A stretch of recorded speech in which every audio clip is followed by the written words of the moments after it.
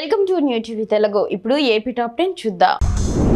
అర్ధరాత్రి నెల్లూరు బస్టాండ్ దగ్గర కాస్త హడావుడి నెలకొంది. భార్య భర్తలు బైక్ పై వెళ్తుండగా ట్రాఫిక్ పోలీసులు ఆపి డ్రంక్ అండ్ డ్రైవ్ అని 10,000 రూపాయలు కట్టమని చెప్పారు. దాంతో బాధితులు నేరుగా నెల్లూరు రూరల్ ఎమ్మెల్యే కోటంరెడ్డి శ్రీధర్ రెడ్డికి ఫోన్ చేశారు. దాంతో ఎమ్మెల్యే కోటంరెడ్డి శ్రీధర్ రెడ్డి అక్కడికి చేరుకొని పోలీసుల తీరుపై ఆగ్రహం వ్యక్తం చేశారు. తమ సమస్యను పరిష్కరించడంపై దంపతులు కృతజ్ఞతలు తెలిపారు. ఏడాది పాలనలో ప్రజలకు తీరని మోసం చేస్తున్న ఘనత కూటమి ప్రభుత్వానికి దక్కుతుందని ఎంపీపీ ఆరంగి మురళీధర్ తెలిపారు. నరసన్నపేట మండలం బాలసీమ పంచాయతీలో బాబు షూరిటీ మోసం గ్యారంటీ కార్యక్రమంలో పాల్గొన్నారు. బాబు పాలన పట్ల ప్రజల్లో తీవ్ర వ్యతిరేకత కనిపిస్తుందని ఆయన అన్నారు. నేడు ఇంటింటికి వెళ్లి ప్రజలను కలుస్తున్నామని, పాలన పట్ల వారి నుండి వ్యతిరేక స్పందన కనిపిస్తుందని పేర్కొన్నారు.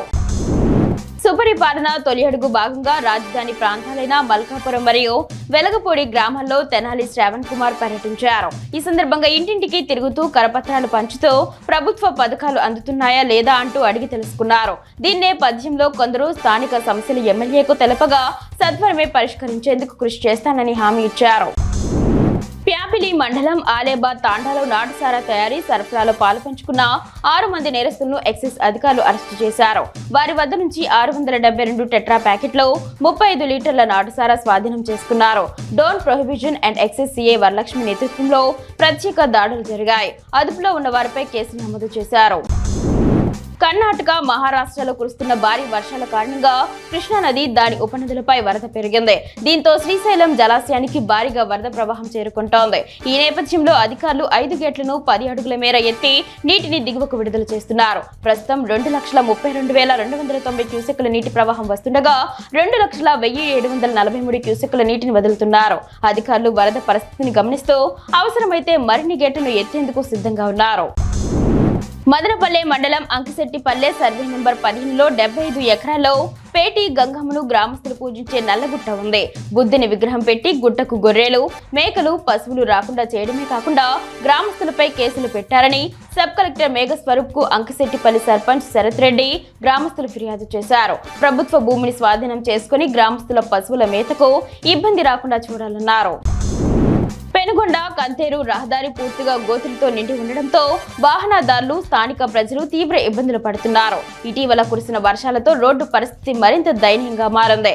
కాకిలేరు పంచాయతీ వరకు రోడ్డుకు మరమ్మతులు చేసినా అక్కడి నుంచి కంతేరు తణుకు మలుపు వరకు పూర్తిగా బాడిపడినట్లు వాహనదారులు చెబుతున్నారు. అధికారులు, ప్రజాప్రతినిధులు స్పందించి తక్షణమే రోడ్డును మరమ్మతులు చేయాలని ప్రజలు కోరారు. తిరుమల శ్రీవారికి చెన్నైకి చెందిన సుదర్శన్ ఎంటర్ప్రైజెస్ సంస్థ విలువైన బంగారు కానుకలను సమర్పించింది. స్వామివారికి బంగారు శంకు చక్రాలను అందజేస్తుంది. ఆలయంలోని రంగనాయకుల మండపంలో టీటీడీ అదనపు ఈవో వెంకయ్య చౌదరికి సంస్థ యాజమాన్యం అందజేశారు.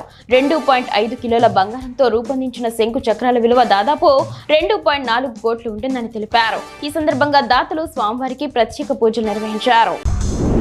పారిశుధ్య పనులకు సంబంధించి మోడల్ డివిజన్లలో కాంట్రాక్టర్ కు పనులు అప్పగించడంపై AP municipal workers and employees union నాయకులతో నెల్లూరు నగర కమిషనర్ వైవో నందన్ చర్చలు ప్రారంభించారు.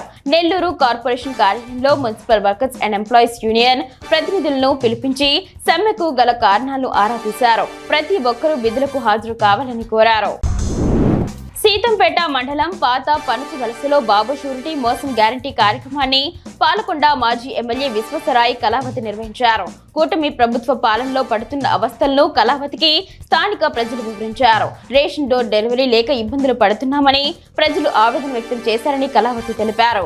కూటమి ప్రభుత్వం పింఛన్లు మంజూరు చేయడం లేదని కళావతి వద్ద ప్రజలు వాపోయారు.